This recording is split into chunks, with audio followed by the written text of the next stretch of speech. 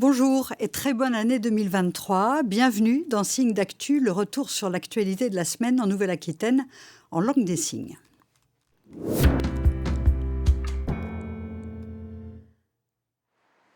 Un mois après leur disparition dans les Deux-Sèvres, Leslie et Kevin sont toujours introuvables. Le jeune couple n'a plus donné signe de vie et pour le moment, les enquêteurs ont peu de pistes. Seul fait tangible, des vêtements du couple et le portefeuille de Kevin retrouvés dans un conteneur de recyclage quelques jours après leur disparition. Pour les familles, la thèse d'une fugue n'est pas envisageable. Elle vient ici tous les jours, quasiment tous les jours, on a des nouvelles, des coups de fil. C'est une fille qui est proche de nous, quoi. Donc c'est pas une fille qui est partie sans donner de nouvelles, sans téléphone. C'est quelqu'un qui a la tête sur les épaules, qui sait ce qu'il fait, là où il va, il sait ce qu'il fait. Il ne serait pas parti à la va-vite sans prévenir, encore moins son père et Leslie, encore moins ses parents. L'enquête est entre les mains d'un juge d'instruction du tribunal de Niort. Les familles des deux jeunes gens se sont portées partie civile.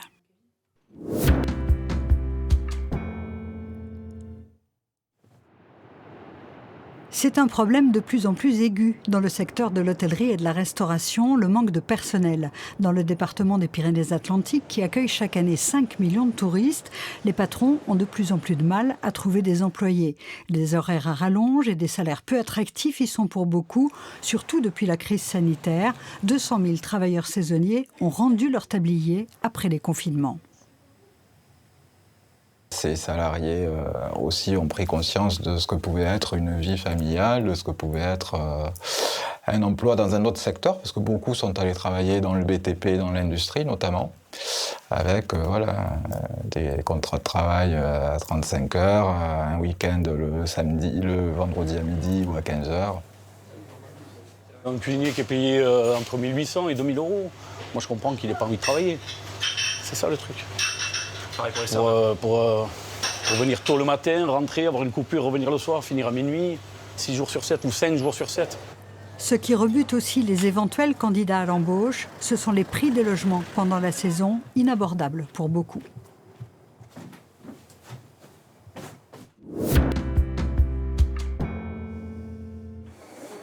Avec une centaine de personnes accueillies chaque jour, le service des urgences de l'hôpital de Rochefort est proche de la saturation.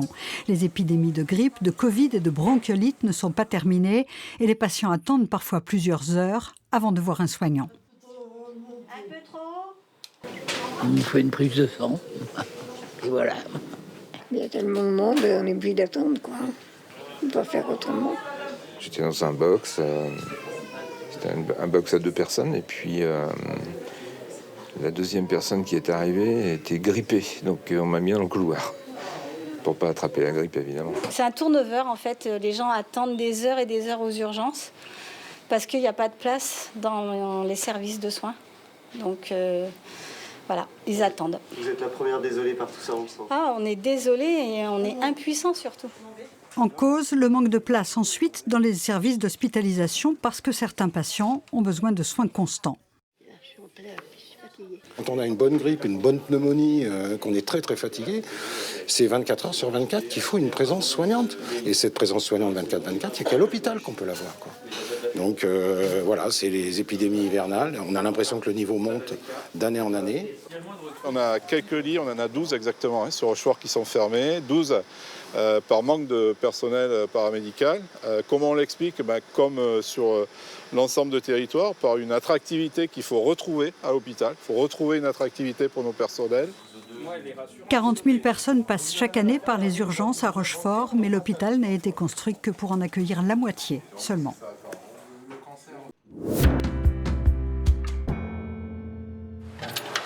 L'eau potable risque-t-elle de manquer à Guéret et dans le département de la Creuse? La question pourrait bien se poser.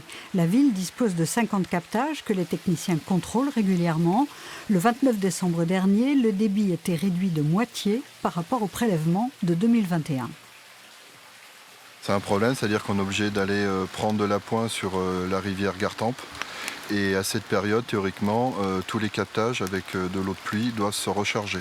Et si ces captages ne sont pas rechargés à cette période et en début d'année, on aura des grosses problématiques d'eau potable à venir à partir de mai-juin l'an prochain. Pour tenter de remédier au problème, le conseil départemental de la Creuse va lancer un plan de restauration des canalisations et de mutualisation de la ressource pour éviter tout simplement les coupures d'eau. 100 millions d'euros seront investis sur les 10 prochaines années.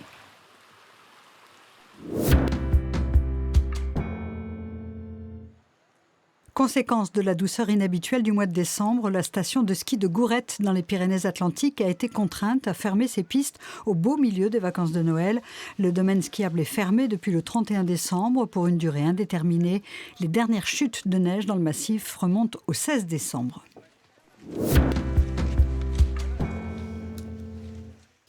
Mais ces températures anormalement douces sont pourtant des avantages pour certains, notamment les banquisards qui ont perpétué la tradition du bain du 31 décembre à Châtelaillon-Plage. La mer était à 10 degrés.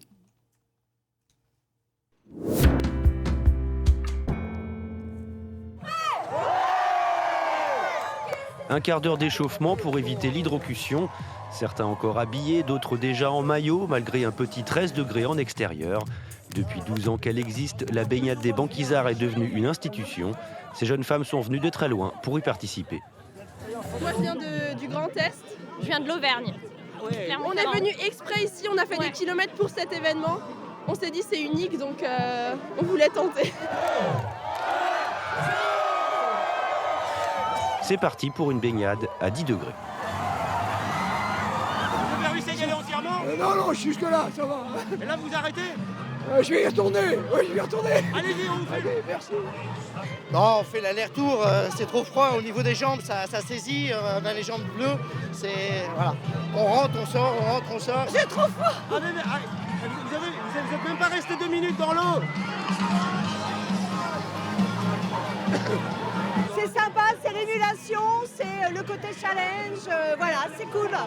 J'adore, c'est un super moyen de se sentir vivant. J'ai passé une année très compliquée et grâce à ça, je suis prête à attaquer 2023. Vous êtes resté combien de temps dans l'eau ?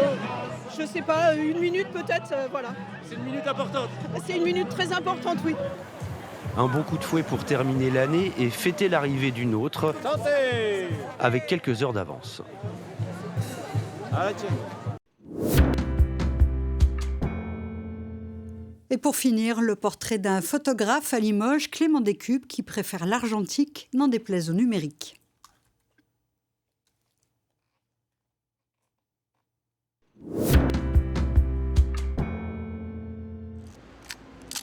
C'est un bruit que les plus jeunes ne connaissent pas.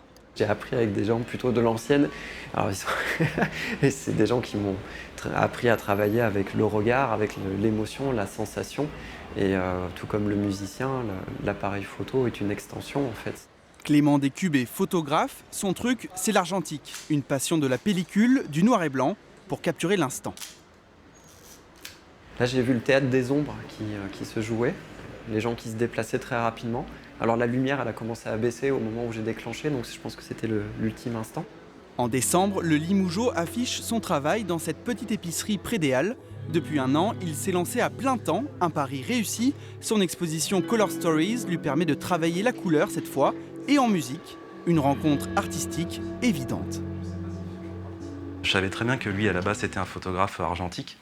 Donc le côté support négatif m'inspire beaucoup, ça me parle beaucoup, puisqu'en fait, moi, j'enregistre en analogique, j'enregistre donc sur bande magnétique, sur cassette audio. Pour cette photo, Clément Descubes a reçu un prix international, une récompense qu'il doit à des années de travail, notamment Place de la Motte à Limoges, car c'est dans son Limousin natal qu'il a tout appris. J'ai grandi là, je suis originaire d'ici, même si je me suis déplacé ensuite pour la photographie, je suis quand même revenu en Limousin et j'ai beaucoup expérimenté et réalisé de photographie à Limoges ou alentour. Son exposition se déplace en juillet à la Ruchidé. D'ici là, Clément Descubes garde son œil affûté.